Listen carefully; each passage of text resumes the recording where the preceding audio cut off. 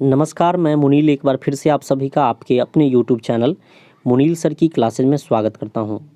दोस्तों, आज की क्लास में हम लोग पढ़ने जा रहे हैं आपकी बुक का जो थर्ड चैप्टर है ए पिंच ऑफ स्नफ, उसके समरी और सब्जेक्टिव क्वेश्चन आंसर को। यानी इस वीडियो में हम लोग इस पाठ के पूरे निचोड़ को देखने वाले हैं। इस वीडियो को देखने के बाद आपसे एग्ज़ाम में कोई भी सब्जेक्टिव क्वेश्चन आंसर नहीं छूटेगा और ना ही आप इसका समरी छोड़ कर आएंगे। इसके स्टोरी को हम लोग पूरे समझने वाले हैं। तो चलिए आइए बिना समय गवाए शुरू करते हैं। जितने भी लोग जुड़ चुके हैं वो वीडियो को एक बार शेयर कर देंगे। सबसे पहले तो समझते हैं कि ये पिंच ऑफ स्नफ का मतलब क्या होता है। देखिए, ए पिंच का मतलब होता है एक चुटकी और स्नफ का मतलब होता है सूंघनी। सूंघनी का अर्थ क्या होता है? तो अब तंबाकू को जानते होंगे क्योंकि बिहार में तंबाकू बहुत ज़्यादा होता है। तो तंबाकू को महीन करके, ठीक है, एक नशीला पदार्थ बनाया जाता है जिससे सूंघ कर नशा किया जाता है, तो उसे सूंघनी कहते हैं, या आप इसे तंबाकू भी बोल सकते हैं। तो ए पिंच का मतलब होता है एक चुटकी, स्नफ का मतलब हो गया सूंघनी। ए पिंच ऑफ स्नफ का मतलब एक चुटकी सूंघनी, ठीक है, या सूंघनी का एक चुटकी, ऐसे भी बोल सकते हैं। यहाँ पर मैंने फोटो भी लगा दिया कि सूंघनी किस तरह का दिखता है। इस तरह का डब्बा बना हुआ है, डब्बा में ये पाउडर की तरह रखा हुआ है और इसको चुटकी में लेकर के सूंघ करके नशा किया जाता है। तो ए पिंच ऑफ स्नफ का मतलब आप समझ गए होंगे। अब देखते हैं इस पाठ के जो लेखक हैं मनोहर मालगांवकर, उनके जीवन परिचय के बारे में, क्योंकि यहाँ से आपके एग्ज़ाम में ऑब्जेक्टिव क्वेश्चन बहुत ज़्यादा पूछा जाता है। तो चलिए देखते हैं। मनोहर मालगांवकर का जन्म 12 जुलाई 1913 को मुंबई में हुआ था और इनकी मृत्यु 14 जून 2010 को उत्तर कन्नड़ में हुआ था। उत्तर कन्नड़ आपका कर्नाटक का एक जिला है। बात करें इनके इम्पोर्टेंट वर्क्स की, इम्पोर्टेंट वर्क्स यानी कि प्रमुख जो इनकी रचनाएं हैं उनकी, तो इनकी रचनाएं हैं distant drum, the princess, A bend in the Ganges, Bombay beware, A pinch of snuff, जिसे हम लोग अभी पढ़ने वाले हैं। चलिए, ये जो आपका लेसन है ए पिंच ऑफ स्नफ या शॉर्ट स्टोरी कह ले, पिंच ऑफ स्नफ जो है ये आपका लिया गया है एक बुक से। उस बुक का नाम है contemporary Indian short stories in English, यानी the present short stories taken from, प्रस्तुत लघु कथा जो है वो लिया गया है किस बुक से? Contemporary Indian short stories in English. इसका हिंदी देखें तो कंटेम्प्रोरी का मतलब होता है समकालीन, इंडियन शॉर्ट स्टोरीज का मतलब हुआ भारतीय लघु कथा, इन इंग्लिश का मतलब अंग्रेजी में, यानी अंग्रेजी में समकालीन भारतीय लघु कथा जो है उस बुक से लिया गया है। ये आपके एग्ज़ाम में पूछा जाता है, आप इसे याद रखेंगे। तो चलिए अब देखते हैं इस लेसन के समरी को, समरी ऑफ द लेसन। चलिए शुरू करते हैं।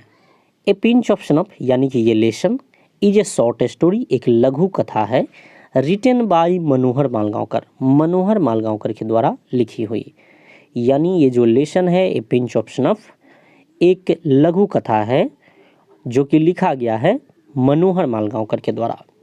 He was well known, well known का अर्थ होता है आपका सुप्रसिद्ध। वे एक सुप्रसिद्ध थे, क्या थे? Novelist and short story writer. Novelist का मतलब होता है आपका उपन्यासकार, तो वे एक उपन्यासकार और लघु कथा लेखक थे। द प्रेजेंट शॉर्ट स्टोरी, प्रस्तुत लघु कथा, a pinch of snuff has been taken from contemporary Indian short stories in English. इसे मैंने पहले भी समझाया है कि ये जो पिंच ऑफ स्नफ है किससे लिया गया है, तो इस बुक से लिया गया है, contemporary Indian short stories in English, इससे लिया गया है। This story is full of wit and adventure of Nanu Kaka. ये कहानी फुल ऑफ यानी भरा हुआ है, विट का मतलब होता है चतुराई और एडवेंचर का मतलब होता है साहसिक कारनामा। तो ये कहानी भरी हुई है चतुराई और साहसिक कारनामा से, किसके? तो ऑफ नानू काका, यानी नानू काका के। यानी ये जो कहानी है क्या है? एक शॉर्ट स्टोरी है जो कि लिखा गया है मनोहर मालगांवकर के द्वारा। और मनोहर मालगांवकर कौन है? तो ये एक सुप्रसिद्ध नॉवेलिस्ट यानी कि उपन्यासकार हैं और शॉर्ट स्टोरी राइटर यानी कि लघु कथा लेखक हैं। और ये जो लेसन है ए पिंच ऑफ स्नफ, ये लिया गया है किस बुक से? तो contemporary Indian short stories in English book से। इस स्टोरी में क्या है? तो नानू काका के चतुराई और साहसिक कारनामों को दिखाया गया है, उनके साहसिक कारनामों से ये भरा हुआ है। अब सवाल उठता है कि ये नानू काका कौन है? तो नेक्स्ट पैराग्राफ में हम लोग नानू काका के बारे में भी जान जाएंगे। चलिए अगला पैराग्राफ देखते हैं आपका। नानू काका वाज नरेटर्स मैटरनल अंकल। देखिए नानू काका जो हैं वो नरेटर के यानी लेखक के मैटरनल अंकल हैं। मैटरनल अंकल का मतलब होता है मामा और पैटर्नल अंकल का मतलब होता है चाचा। तो नानू काका कौन है? लेखक के मामा हैं। व्हेन ऑथर्स मदर अनाउंसेज, जब ऑथर की माँ घोषणा करती है नानू काका इज कमिंग, नानू काका आ रहे हैं, then the author got disappointed, तब ऑथर जो है डिसअपॉइंटेड हो जाते हैं यानी कि निराश हो जाते हैं। बट एनी हाउ, लेकिन किसी तरह, he goes to the station, वे स्टेशन जाते हैं। ही मीट विद नानू काका, वे नानू काका से मिलते हैं। Who has an impressive personality, जिनके पास एक इम्प्रेसिव पर्सनालिटी यानी कि प्रभावकारी व्यक्तित्व होता है। With white hair and moustache, और उनके बाल जो होते हैं वो वाइट होते हैं और उनकी मूछें भी वाइट होती है यानी सफ़ेद होती है। यानी नानू काका जो हैं वो लेखक के क्या हैं? तो मैटरनल अंकल हैं। ये आपके एग्ज़ाम में बहुत बार पूछा गया है। और जब लेखक की माँ यह घोषणा करती है कि नानू काका आ रहे हैं तो लेखक क्या है? उदास हो जाते हैं, ठीक है, निराश हो जाते हैं कि वो क्यों आ रहे हैं। कारण ये था कि नानू काका बहुत लफड़ेबाज व्यक्ति थे, ठीक है, वो जब भी आते थे किसी न किसी बखेरा को खड़ा कर देते थे, इसलिए लेखक चाहते थे कि नानू काका नहीं आए। आगे हम लोग समझेंगे कि नानू काका जो हैं वो क्या कर सकते हैं, ठीक है, उनकी पर्सनालिटी क्या है, कितने लफड़ेबाज व्यक्ति हैं। लफड़ेबाज इसलिए बोल रहा हूँ क्योंकि जब आप पूरी स्टोरी को समझेंगे तो आप समझ जाएंगे कि इनसे बड़ा लफड़ेबाज, इनसे बड़ा ड्रामेबाज, ठीक है, कोई नहीं, ठीक है। झूठ बोलने में तो एकदम झूठ की मशीन कहिए इनको। तो क्या है कि ये नहीं चाहते हैं लेखक कि नानू काका आए, फिर भी किसी तरह वे स्टेशन पहुंचते हैं, ठीक है। उनकी माँ बोलती है कि बेटा अब तो गाड़ी पकड़ लिए होंगे, अब तो वो रुक नहीं सकते हैं, तो जाओ स्टेशन से ले आओ उन्हें। तो वो स्टेशन चले जाते हैं, वहाँ से उनको मिलते हैं वहाँ पर। और नानू काका की जो पर्सनालिटी है वो काफ़ी इम्प्रेसिव होती है, बहुत ही मतलब अच्छे व्यक्तित्व के व्यक्ति होते हैं और उनके बाल सफ़ेद होते हैं, मूछें भी सफ़ेद होती है। तो ये आपका सेकेंड पैराग्राफ आप समझ गए होंगे अच्छे से। चलिए नेक्स्ट पैराग्राफ देखते हैं। थर्ड पैराग्राफ है आपका नानू काका कम्स टू नरेटर्स हाउस। नानू काका लेखक के घर आते हैं टू मीट सम मिनिस्टर, कुछ मंत्रियों से मिलने के लिए। It was very difficult task to see him, यह बहुत ही कठिन कार्य था उनसे मिलना। यानी नानू काका दिल्ली आते हैं यानी लेखक के घर आते हैं। क्यों आते हैं? क्योंकि उन्हें कुछ मंत्रियों से मिलना रहता है, उनकी यह इच्छा रहती है कि हम मंत्रियों से मिले, तो वो मंत्री से मिलने आते हैं। लेकिन मंत्री से मिलना क्या है? बहुत ही कठिन कार्य है, वेरी डिफ़िकल्ट टास्क, यानी बहुत कठिन कार्य। द फर्स्ट डे, पहला दिन, ऑफ ऑथर, पहले दिन, the first day of author and Nanu Kaka went to a see minister. First day क्या होता है कि यहाँ पर ऑफ एक्स्ट्रा है आपका, ये यहाँ पर सेंस नहीं बन रहा है। The first day author and Nanu Kaka went, पहले दिन नानू काका और लेखक जो हैं वो जाते हैं सी ए मिनिस्टर, मंत्री से मिलने, एक मंत्री से मिलने जाते हैं पहले दिन। क्या होता है देखते हैं। दे स्पेंड 2 आवर्स, वे 2 घंटे बिताते हैं। बीइंग ट्रांसफर्ड फ्रॉम वन चपरासी टू अनदर चपरासी, एक चपरासी से दूसरे चपरासी तक ट्रांसफ़र होते हुए 2 घंटे बिताते हैं। But he did not meet, लेकिन वे नहीं मिलते हैं एनी मिनिस्टर, किसी भी मंत्री से। वो क्या करते हैं कि मंत्री से मिलने जाते हैं, लेकिन एक चपरासी से दूसरे चपरासी तक जाते जाते उनका 2 घंटा बीत जाता है, लेकिन वो क्या करते हैं? किसी भी मंत्री से नहीं मिल पाते हैं। बिफोर हिज एवरी एक्शन, हर क्रिया के पहले, अपने हर एक्शन के पहले, ही गोट ए पिंच ऑफ स्नफ, वे एक चुटकी सूंघनी लिया करते थे, यानी एक चुटकी सूंघनी का जो है वो नशा करते थे। कौन? तो नानू काका। तो क्या है कि मिलने जाते हैं, 2 घंटा इनका बर्बाद होता है लेकिन किसी से नहीं मिलते हैं। फिर बाद में क्या है, वो एक बेजोड़ प्लान बनाते हैं। ठीक है, ये सारी बातों को मैंने समरी में नहीं लिखा है, क्योंकि अगर सारी चीज़ों को लिख दिया जाए तो ये समरी ना रहेगा, ये बुक ही बन जाएगा।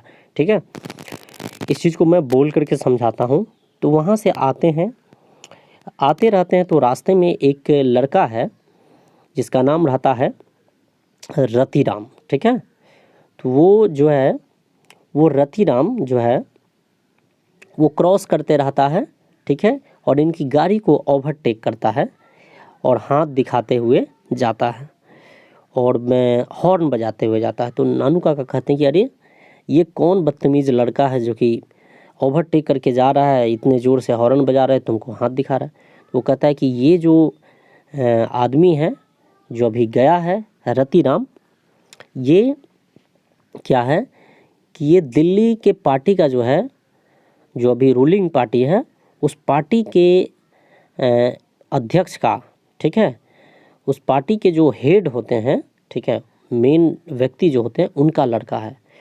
तभी इनके माइंड में, नानू काका के माइंड में एक आइडिया आता है, क्यों ना इसके पिता से मिल करके उसे इम्प्रेस करके किसी मंत्री को मिलने के लिए मनाया जाए। वहाँ से इनके माइंड में एक आइडिया आता है और वो क्या करते हैं, जाते हैं कहाँ, तो जाते हैं उसके पिता से मिलने, जिसका नाम रहता है सोहन लाल रतिराम। ठीक है, उस रतिराम के पिता का नाम रहता है सोहन लाल रतिराम। तो वहाँ मिलने जाते हैं। अब मिलने से पहले क्या करते हैं कि ये खूब सज धज के जाते हैं। लेखक को भी क्या करते हैं, जोधपुरिया कोट पहना देते हैं और एक टर्बन यानी कि पगड़ी जो होता है वो पगड़ी पहना देते हैं। कहते हैं कि कॉलर टाई वाला ये सब नहीं चलेगा, ट्रेडिशनल जो ड्रेस होता है वो पहनो, क्योंकि इससे इम्प्रेशन अच्छा बनेगा। और जाते हैं कार में बैठ करके। ठीक है, कार पुरानी रहती है। वहाँ जाते हैं, वहाँ पर जब मिलने जाते हैं सोहनलाल रतिराम से, तो वो हुक्का पीते हुए रहता है अपने रूम में, कोई अटेंशन इन लोगों की तरफ नहीं देता है। तो वहाँ पर जाकर के ये लंबी लंबी छोड़ते हैं कि मैं बहुत बड़ा ज़मींदार हूँ। ठीक है, मैं बेरूत से आया हूँ, बेरूत एक देश का नाम है, वहाँ से आया हूँ। और भी बहुत लंबी लंबी बातें छोड़ते हैं। कहते हैं कि जो यहाँ के एम्बेसडर हैं यानी राजदूत हैं, ठीक है, वो हमारे मित्र हैं, हमारे साथ पढ़े हैं। जो यहाँ के एम्बेसडर हैं उनका नाम रहता है हज़रत बरकत अली, तो वो हमारे जान पहचान के हैं। अब इतना बात सुनते ही मिलने आता है कौन, तो सोहन लाल रतिराम है, वो मिलने आता है, क्योंकि उसके बेटे को नौकरी लगवानी रहती है एम्बेसडर के सिफारिश से। तो सोचता है कि चलो एम्बेसडर के सिफारिश तो यहाँ मिल जाएगा, क्योंकि ये जान पहचान के उनके साथ पढ़ा है। और भी बहुत सारी बातें होती हैं। ठीक है, तो ये आप टेक्स्ट बुक जब पढ़ेंगे तो उसमें आपको डिटेल में मिलेगा, फिर भी मैं जितना ज़रूरत है कहते चलता हूँ। तो वहाँ से बातचीत होती है दोनों के बीच। ठीक है, ये लंबी लंबी छोड़ने के कारण इनका इम्प्रेशन बन जाता है सोहन लाल रतिराम पर, और बातचीत होती है। वहाँ से इन्हें एक इन्फॉर्मेशन मिलता है कि जो वेलफेयर मिनिस्टर है वो अपनी लड़की का शादी क्या है कि नाइनौर के प्रिंस से, आप ध्यान से सुनते चलेंगे, नाइनौर के प्रिंस से, यानी नाइनौर राज्य जो है उसके प्रिंस यानी कि राजकुमार से करना चाहते हैं, जबकि पहले होने वाला रहता है सोहन लाल रतिराम के बेटे से शादी। लेकिन जब वो सत्ता में आ जाता है वेलफेयर मिनिस्टर यानी कल्याण मंत्री, तो अब इसके बेटे से शादी करने से इनकार कर देता है और कहता है कि मैं तो किसी राजकुमार से अपनी बेटी का शादी करूंगा। तो वहाँ से ये सूचना इसको मिलता है, एक जानकारी मिल जाती है कि नाइनौर के राजकुमार से ये शादी करना चाहता है कौन, तो वेलफेयर मिनिस्टर अपनी बेटी का। तो वहाँ से इनके माइंड में एक आइडिया आता है कि चलो कुछ ऐसा करते हैं कि वेलफेयर मिनिस्टर खुद हमारे पीछे पीछे मिलने आए। क्या करते हैं, एक सिक्का ऑटो डीलर के पास जाते हैं, वहाँ से एक गाड़ी भाड़ा, एक कार लेते हैं, बहुत ही एक्सपेंसिव यानी महंगा कार लेते हैं किराया पर। ठीक है, और वहाँ पर भी कार लेने के लिए इनको काफ़ी नौटंकी करना पड़ता है। 1000 का चेक अपने कोट के पॉकेट में छोड़ देते हैं और धोबी को दे देते हैं धोने के लिए। फिर जब वो देने आता है कि बाबूजी लीजिए, आप 1000 का चेक छोड़े हुए थे अपने कोट में, तो वो ले लेते हैं, क्योंकि इनको तो पता था कि मैं जान करके छोड़ रहा हूँ, और फर्जी चेक रहता है, वो ओरिजिनल नहीं रहता है, और इनको पता रहता है कि देने आएगा सिक्का ऑटो डीलर के सामने और उस समय मेरा इंप्रेशन जम जाएगा। तो ये क्या करते हैं कि चेक को ले लेते हैं, धोबी वापस करने आता है तो और उसके रिवार्ड के रूप में यानी इनाम के रूप में 2 रुपये देते हैं। ये भी आपसे ऑब्जेक्टिव में पूछा जाता है। तो इस तरह से वहाँ पर सिक्का ऑटो डीलर पर धाक जमा लेते हैं, इंप्रेशन जमा लेते हैं, और वहाँ से कार लेकर के जाते हैं वेलफेयर मिनिस्टर से मिलने। और वहाँ पर विजिटर्स बुक में खुद को बताते हैं कि हेरिडेटरी पंडित या hereditary astrologer of Maharaja of Nainaur, यानी नाइनौर के महाराजा के जो हेरिडेटरी पंडित हैं वो हैं हम, वहाँ के एस्ट्रोलॉजर हैं या राज पुरोहित कहिए, राज पुरोहित हैं, विजिटर्स बुक में मेंशन करके, और एड्रेस दे देते हैं लेखक के घर का यानी दिल्ली का। अब वो पढ़ता है वेलफेयर मिनिस्टर, तो वो सोचता है कि अरे नाइनौर के राज पुरोहित आए हुए हैं तो उनसे मिलना तो पड़ेगा, और मिलने जाते हैं लेखक के घर।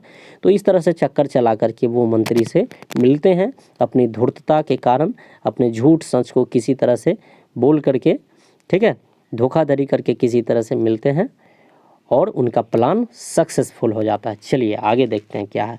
Finally he made a unique plan, अंततः वे एक बेजोर प्लान बनाते हैं टू सी ए मिनिस्टर, एक मंत्री से मिलने के लिए। They go to see the welfare minister, वे वेलफेयर मिनिस्टर से मिलने जाते हैं। In visitors book he mentioned, visitors book में, विजिटर्स बुक क्या होता है, जब भी बड़े बड़े लोगों से मिलने के लिए कोई आदमी जाता है तो वहाँ पर एक बुक रहता है, नोटबुक रहता है, उसमें मेंटेन करना पड़ता है कि कितने बजे कौन आया मिलने, उसका एड्रेस क्या है, इस तरह से। तो उसी को कहते हैं विजिटर्स बुक।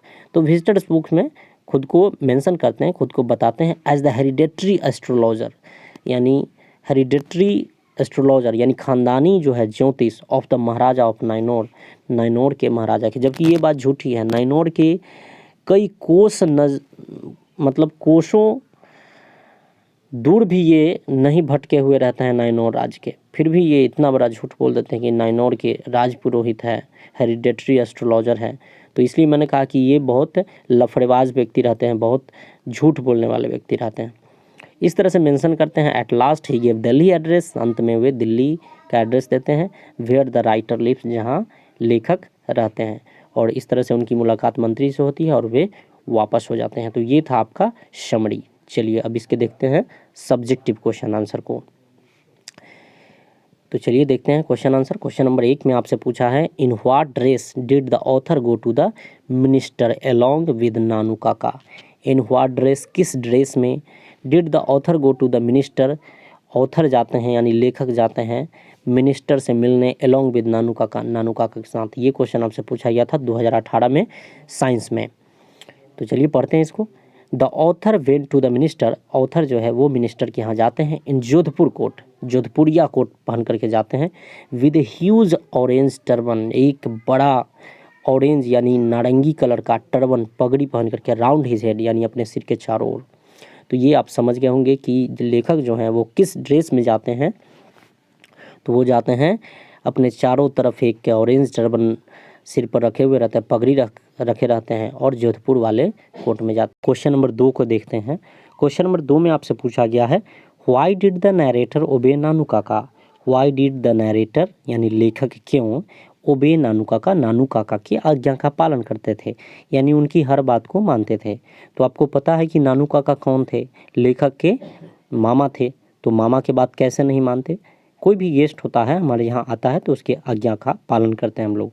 तो चलिए पढ़ते हैं इसके आंसर को। The writer was an under secretary, लेखक जो हैं वो अंडर सेक्रेटरी थे, यानी कि सचिव के अधीन थे, या उप सचिव कह ले, उप सचिव थे। ऑन प्रोबेशन, प्रोबेशन पर, यानी कि एक ट्रेनिंग पीरियड उसको बोल सकते हैं, नया नया थे उस समय। ही ओबेड नानू काका, वे नानू काका की आज्ञा का पालन करते थे। बिकॉज, क्योंकि he was the brother of his mother, क्योंकि वे उसके माँ के भाई थे। क्योंकि नानू काका के बहन के बेटा थे यानी भांजा थे, और ये नानू काका कौन थे, तो लेखक के माँ के भाई थे यानी मामा थे, इसलिए उनके आज्ञा का पालन करते थे। मामा ही नहीं कोई भी गेस्ट होगा तो उनके आज्ञा का पालन करना पड़ता है। ठीक है, शिष्टाचार यही है। चलिए अगला क्वेश्चन देखते हैं। क्वेश्चन नंबर 3 है, how did the under secretary, कैसे अंडर सेक्रेटरी यानी कि ओसी लेखक के बारे में है, चेंज हिज अपीयरेंस यानी खुद को बदल लिया, टू एकम्पनी नानू काका, नानू काका को एक कंपनी के लिए यानी साथ देने के लिए। तो देखिए उन्होंने खुद पर क्या बदलाव किया था, खुद को कैसे बदला था। तो देखिए पढ़ते हैं। द अंडर सेक्रेटरी यानी लेखक के बारे में बोला जा रहा है जो उप सचिव हैं, changed in the Jodhpur coat यानी परिवर्तित हो गए, जोधपुर कोट पहन लिए, एंड टाइड और बांध लिया, ए ह्यूज टर्बन यानी एक बड़ा सा पगड़ी, rather than wearing a tie and collar यानी टाई कॉलर पहनने के जगह पर, रेदर देन यानी उसके जगह पर क्या पहन लिए, तो एक ऑरेंज टर्बन बांध लिए और जोधपुर कोट पहन लिए, और इस तरह से ड्राइवर बन के गए थे नानू काका के साथ। आप ये समझ गए होंगे, आप अपने नोटबुक में लिख करके इसको थोड़ा सा फोकस करके याद कर लेंगे, क्लियर हो जाएगा। चलिए आगे देखिए। क्वेश्चन नंबर 4 में आपका, हाउ डिड नानू काका इम्प्रेस्ड, नानू काका ने कैसे इम्प्रेस किया, प्रभावित किया सोहन लाल रतिराम को। तो सोहन लाल रतिराम के बारे में मैंने आपको बताया था, किस तरह से वहाँ जाते हैं और बड़ी बड़ी बातें करते हैं, खुद को VIP बताते हैं। तो चलिए पढ़ते हैं इसके आंसर को। नानू काका इम्प्रेस्ड, नानू काका ने इम्प्रेस किया सोहन लाल रतिराम को बाय हिज VIP स्टेटस, अपने VIP स्टेटस को दिखाकर। VIP का मतलब क्या होता है, वेरी इंपॉर्टेंट पर्सन, ठीक है, बहुत महत्वपूर्ण व्यक्ति वाले स्टेटस को, स्टेटस यानी हस्ती को दिखला करके, तर्क भड़क को दिखला करके क्या किया, इम्प्रेस कर लिया। ठीक है, बोले कि मैं क्या हूँ, बहुत बड़ा ज़मींदार हूँ। ठीक है, मैं अभी बैरूत से लौटा हूँ, और हज़रत बरकत अली जो एम्बेसडर हैं वो तो मेरे क्लास साथी ही हैं, वो हर बात हमसे पूछ करके ही करते हैं। इवन जो एम्बेसडर बने हैं वो भी हमसे पूछ कर ही बने हैं, हमारे परमिशन से ही बने हैं। इस तरह के कुछ बहुत बड़ी बड़ी बातें करते हैं। आगे, ही टॉक्ड अबाउट, बात करते हैं हिज फॉरेन टूर्स, अपने फॉरेन टूर के बारे में, एंड रिलेशन विद मिनिस्टर्स, और मिनिस्टर के साथ रिलेशन के बारे में, एंड पॉलिटिशियंस, और राजनीतिक के बारे में। ठीक है, यहाँ पर आप चाहे तो विद एम्बेसडर हजरत बरकत अली भी लिख सकते हैं, मिनिस्टर एंड पॉलिटिशियन को हटा करके आप चाहे तो लिख सकते हैं रिलेशन विद एम्बेसडर हजरत बरकत अली। चलिए नेक्स्ट देखते हैं। Question number 5, what important information, क्या महत्वपूर्ण सूचना, डिड नानू काका कलेक्ट, नानू काका ने कलेक्ट किया, जमा किया, रतिराम प्लेस, रतिराम के यहाँ। तो रतिराम प्लेस पर जाते हैं वे, रतिराम के घर पर जाते हैं, तो क्या वहाँ से सूचना इकट्ठा करते हैं, यही ना कि उनके लड़का से शादी होने वाला था, मिनिस्टर की लड़की को, यानी वेलफेयर मिनिस्टर की लड़की का शादी रतिराम के बेटे से होने वाला था, लेकिन वो उससे नहीं करेगा, किससे करेगा शादी, तो नाइनौर के राजकुमार से करना चाहता है। तो क्या देखते हैं, ही कलेक्टेड इम्पोर्टेंट इन्फॉर्मेशन, वे महत्वपूर्ण सूचना इकट्ठा करते हैं, एंड एट रतिराम्स प्लेस, रतिराम के स्थान पर, रतिराम के घर पर जाते हैं, दैट कि the minister did not marry, minister जो है वो शादी नहीं करेगा, his daughter to Sohan Lal, सन सोहन लाल के बेटे से। ठीक है, यानी मिनिस्टर जो है अपनी बेटी का शादी सोहन लाल के बेटे से नहीं किया। ही वांटेड टू मैरी, वे चाहता था शादी करना, हर यानी उसकी, टू द प्रिंस ऑफ नाइनौर, नाइनौर के राजकुमार से। तो यही सूचना वहाँ मिली थी। तो चलिए ये आप समझ गए होंगे। अब जल्दी जल्दी आगे देख लेते हैं क्योंकि समय आपका थोड़ा सा ज़्यादा हो रहा है। नेक्स्ट आपका क्वेश्चन नंबर 6 में पूछा गया है, this tie and collar business is not good this days. This tie यानी यह टाई एंड कॉलर, टाई और कॉलर जो है, बिजनेस यानी ये बिजनेस का मतलब यहाँ पर प्रचलन समझ सकते हैं, व्यवहार समझ सकते हैं। तो this tie and collar business यानी इस टाई और कॉलर का जो प्रचलन है, इज़ नॉट गुड, वो अच्छा नहीं है, दिस डेज यानी इन दिनों। ऐसा नानू काका क्यों कहते हैं, ये पूछ रहा है। व्हाट डिड नानू काका मीन टू से, यह कहने का नानू काका क्या तात्पर्य था, क्या अर्थ था। तो नानू काका ऐसा क्यों कहते हैं कि टाई और कॉलर पहन के नहीं चलेंगे हम लोग, जोधपुरिया कोट पहन के चलेंगे। तो चलिए समझते हैं इसको।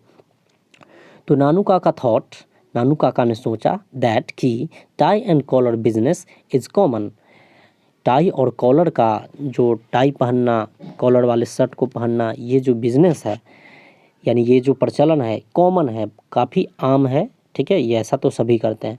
If we had to impress anybody, यदि हम लोगों को किसी को इम्प्रेस करना है, we should leave tie and collar, हमें टाई और कॉलर को लीव यानी छोड़ना पड़ेगा। एंड वियर ट्रेडिशनल ड्रेस, और परंपरागत यानी पुराना जो है वो ट्रेडिशनल ड्रेस पहनना पड़ेगा। तो उनके कहने का यही मतलब है कि लेखक को कहते हैं कि ये टाई कॉलर नहीं चलेगा, क्या करो जोधपुरिया कोट पहन लो, यानी ट्रेडिशनल ड्रेस है जो वो पहन लो, एक पगड़ी रख लो। इस तरह से इम्प्रेशन बनाने के लिए वो क्या करते हैं, ट्रेडिशनल ड्रेस को पहनते हैं। तो इसमें बस इतना ही था। आप ये 6 क्वेश्चन को अगर आप कंप्लीट कर लेते हैं तो आपके एग्ज़ाम में कोई भी सब्जेक्टिव क्वेश्चन नहीं छूटेगा। तो ठीक है, आज की वीडियो में बस इतना ही था। अब मिलते हैं कल इसी समय पर, तब तक जय हिंद, जय भारत, जय बिहार।